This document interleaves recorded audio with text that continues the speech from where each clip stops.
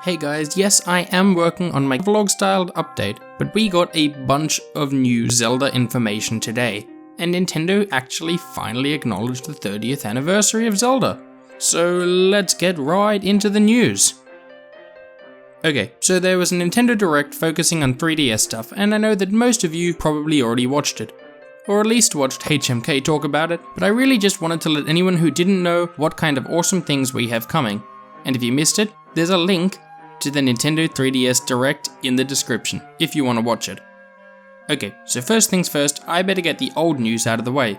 Or in other words, let you know some things that they brought up which we'd already seen. First off, there was the NES Classic Edition, which is going to include The Legend of Zelda. You know, the original one. And though not mentioned in the Direct, there's also Zelda 2, so definitely consider picking that up. It's a cool concept, with so many little games. To be honest, I'm just as hyped for the actual controller too. Playing NES games on Virtual Console is going to be hyped.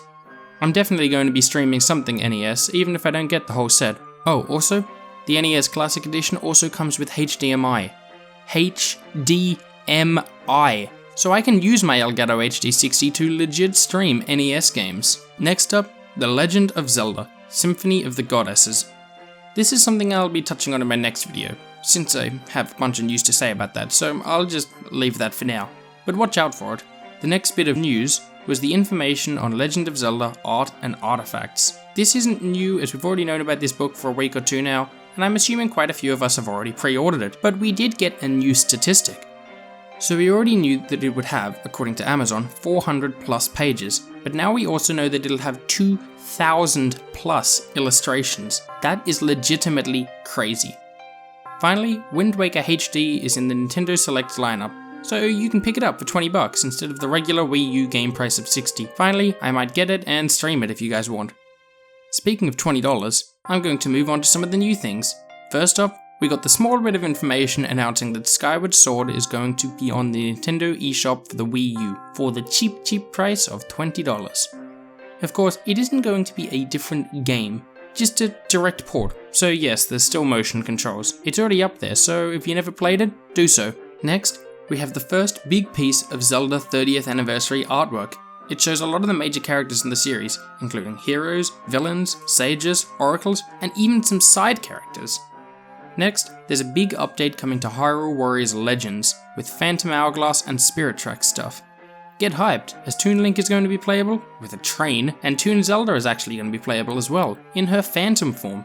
This is going to be hyped! Next up, we have the confirmation of 4 new Zelda Amiibos. Well, it's going to be contained in 3 packs, but I'm definitely going to buy all of them, and maybe do an unboxing on the channel if you guys want.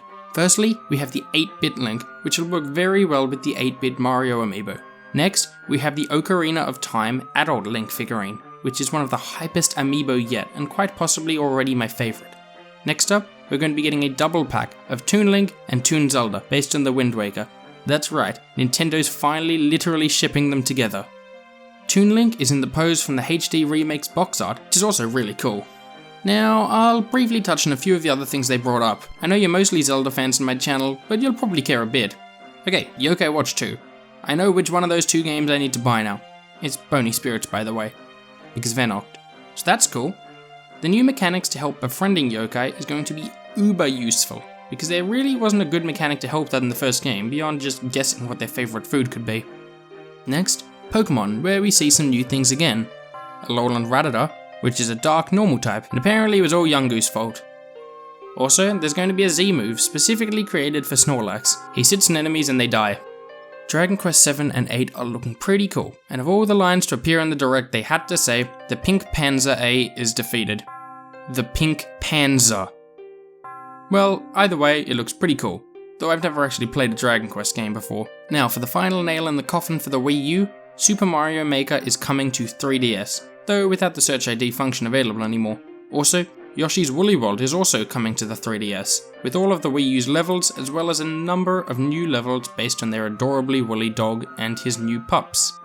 Also, the dog is getting his own amiibo as well. Plus, there's going to be a new Phoenix Wright game featuring Phoenix Wright himself as well as Apollo Justice, which is hyped. I've only played the first game fully as well as about half of Justice for All, so maybe I should catch up and actually find out who Apollo Justice is. Also, 2 more things I should probably add on. First off, we have the Galaxy 3DS, which looks awesome.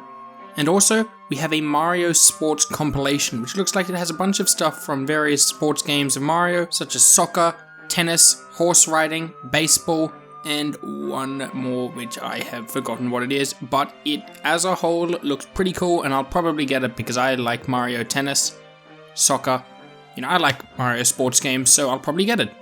Yeah. Okay.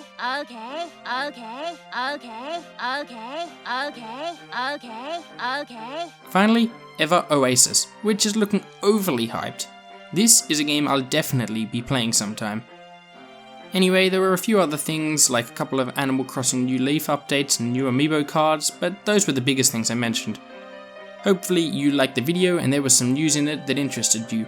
If there was, don't forget to give the video a like or a share, maybe comment on the video and tell me what you found most interesting. Also, for more news, theories and information, don't forget to subscribe to me for some more video game music themed videos from The Gamer Musician.